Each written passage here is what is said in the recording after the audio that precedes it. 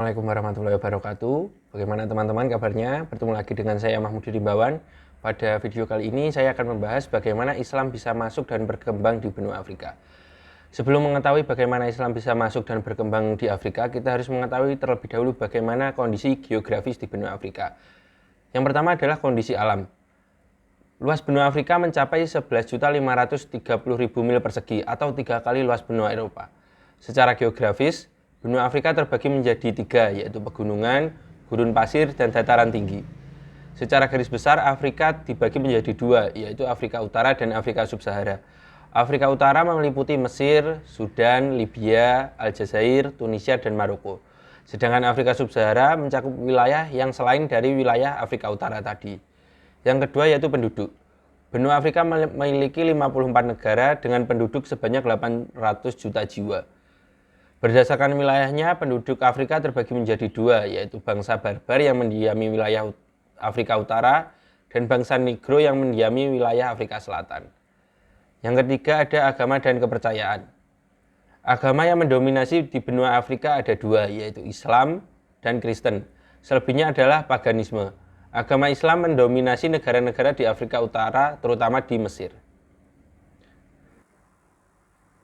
Nah, setelah mengetahui kondisi geografis di benua Afrika, kita akan lanjut ke bagaimana Islam bisa masuk ke benua Afrika.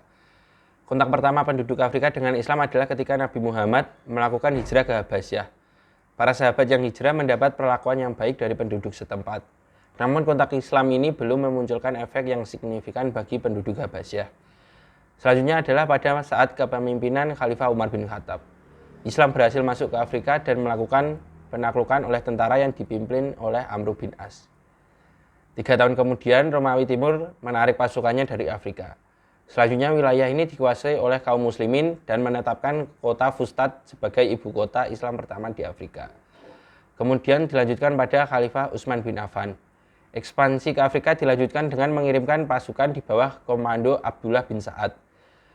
Abdullah bin Sa'ad berhasil mengalahkan pasukan Romawi Timur yang telah lebih dahulu menguasai Afrika. Wilayah yang berhasil dikuasai oleh Abdullah bin Sa'ad mencapai Barqo dan Tripoli. Ekspansi di bawah komando Abdullah bin Sa'ad terus dilanjutkan ke wilayah-wilayah Afrika lainnya. Namun kemudian terhenti karena Khalifah Utsman bin Affan terbunuh di Madinah. Selanjutnya pada masa Bani Umayyah, ekspansi di Afrika dilanjutkan oleh Muawiyah bin Abi Sufyan. Ia menetapkan Uqbah bin Nafi sebagai gubernur Afrika pada tahun 666 Masehi.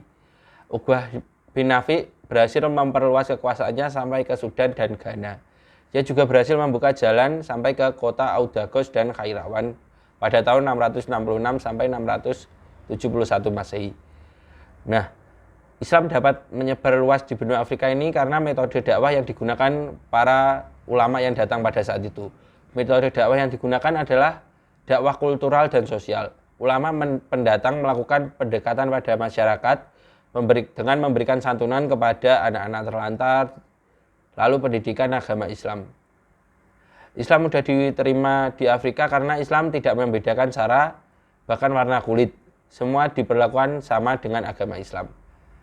Mungkin itu yang bisa saya bahas di video kali ini. Jika ada saran atau masukan, kita diskusi saja di kolom komentar. Sekian dan terima kasih.